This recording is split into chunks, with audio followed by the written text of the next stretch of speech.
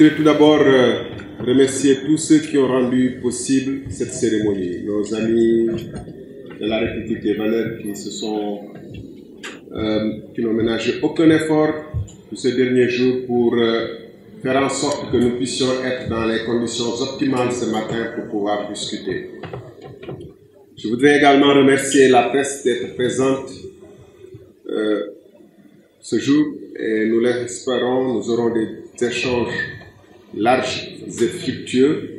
C'est pour ces raisons que nous avons préféré dissocier la cérémonie de dédicace à proprement parler de la conférence de presse pour que les échanges les plus larges aient lieu sur ce sujet ô combien important. Nous venons d'observer 1 minute de silence à la mémoire des Sénégalais. Peut-être que pendant que l'on parle, d'autres Sénégalais sont en train de fuir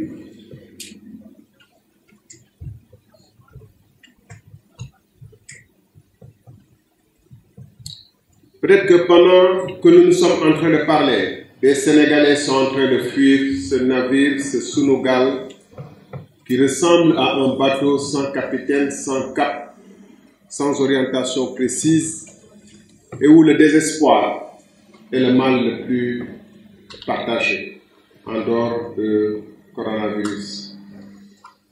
Pourquoi cette situation? Et quand est-ce prendra-t-elle fin?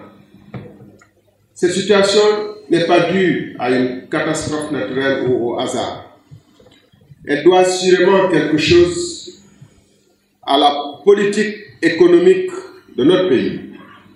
Donc, en l'occurrence, en l'espèce, le pendant ici, dans le domaine de la pêche, c'est les accords de pêche qui ont commencé, dont on a entendu parler, dont beaucoup d'entre vous ont entendu parler depuis Sénégal 92, ils étaient peut-être trop jeunes, et qui, par des artifices, ont permis aux partis politiques de l'époque et au gouvernement de l'époque d'organiser le pillage de nos ressources halieutiques pour soi-disant financer une campagne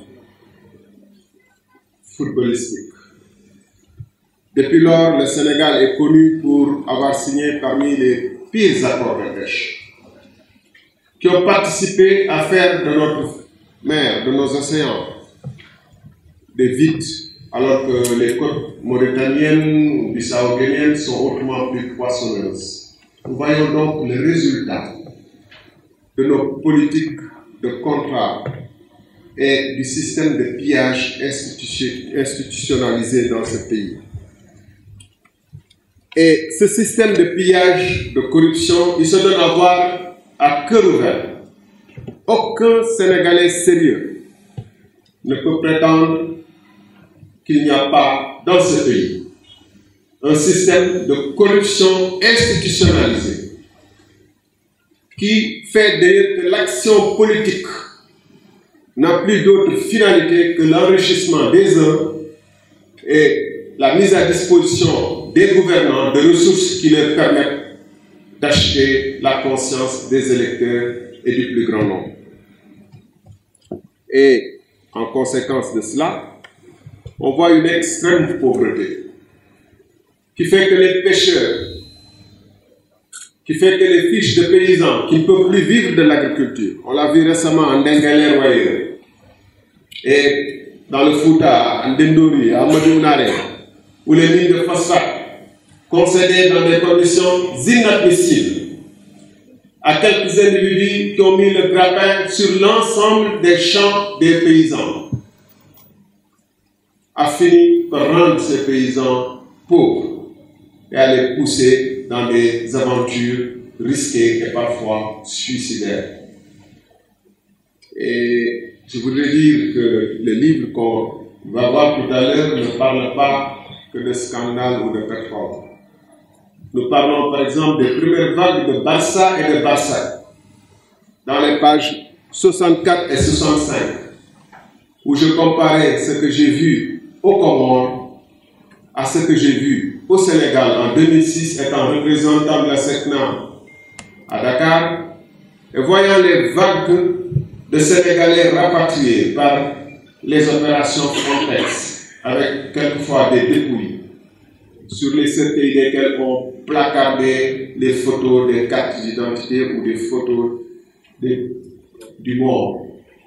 Et je me souviens, je le raconte dans le livre, du passage de Ousmane Ngom, qui est venu interroger leur gouverneur, qui était à l'époque ministre de l'Intérieur, qui était venu interroger les gouverneurs des gens qui avaient été rapatriés. Et moi-même, j'étais très surpris de constater que l'un d'entre eux disait, quand il avait dit, est-ce que vous repartirez à la mer après tout ce que vous avez vécu? L'un d'entre eux lui a dit, c'est ma 3e fois, et je repartirai, parce que ce pays ne nous offre aucune perspective.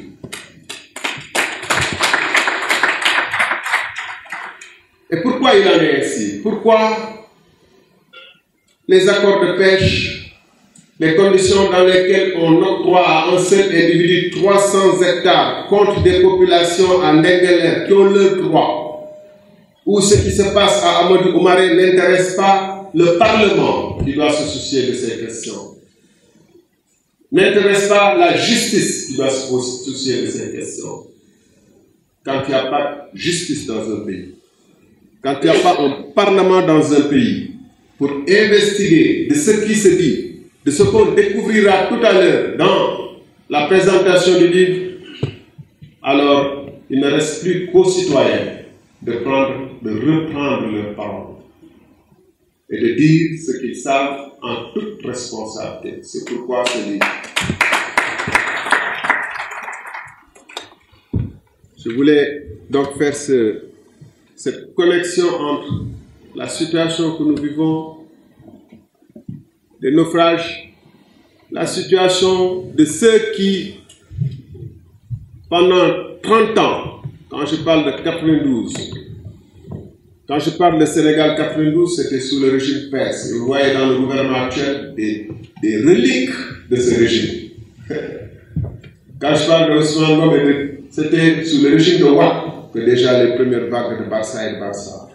Et il se trouve qu'aujourd'hui, comme par hasard, tous ces 3 régimes se sont retrouvés dans le gouvernement dernier d'arrangement. Et c'est pourquoi aussi, peu de personnes veulent qu'on parle de ce qui se passe dans ce livre qui ne concerne pas que Macky Sall. Pourquoi le livre? Après mon départ de gouvernement, je me rends que je suis en face d'une conspiration du silence, ce qu'on appelle une omerta, qui est la loi de la mafia, qui n'est pas la loi de la République, organisée autour d'un scandale des contrats pétroliers.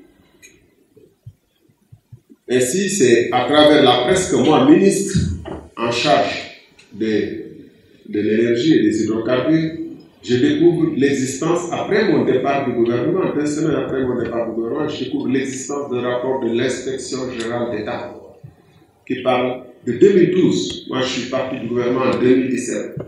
Je vais essayer d'être très pédagogique, je vais aller lentement et donner les dates. En mai 2017, 22 mai, je découvre à travers le quotidien l'existence d'un rapport de l'inspection générale d'État qui date d'octobre 2012 et qui dit beaucoup de choses qui m'auraient intéressé. Mais comment cacher? Et ce rapport de l'inspection générale d'État contient des dépositions écrites, signées par des gens comme le directeur général de Petrosen, comme la directrice des hydrocarbures, qui étaient mes conseillers proches et qui ne m'ont jamais dit, malgré toutes les questions que je leur ai posées sur cette question. Donc, c'est là une conspiration de silence. À la suite de ça, j'ai réclamé, comme d'autres leaders d'opinion, qu'une commission d'enquête parlementaire soit instituée ou que des pétitions soient signées, que la justice se saisisse. Mais l'Assemblée nationale est restée inerte. La justice est restée muette sur cette question jusqu'en 2018, quand il y aura le scandale, ou 2019, quand il y aura la BBC. Donc la justice est restée totalement inerte. Donc, pour moi, qui était parti du gouvernement, comme on le verra tout à l'heure, sur la base de mon désaccord avec le contrat de Timis d'abord, puis de Total ensuite, je voyais que j'ai été victime d'une immense conspiration et que je devais prendre la parole.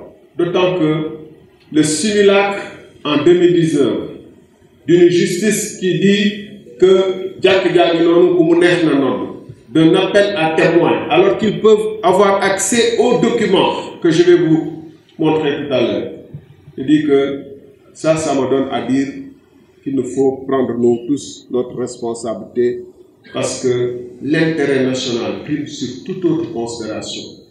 Et parce que nos convictions qui nous avaient poussés en politique, c'était précisément de mettre les valeurs devant nous.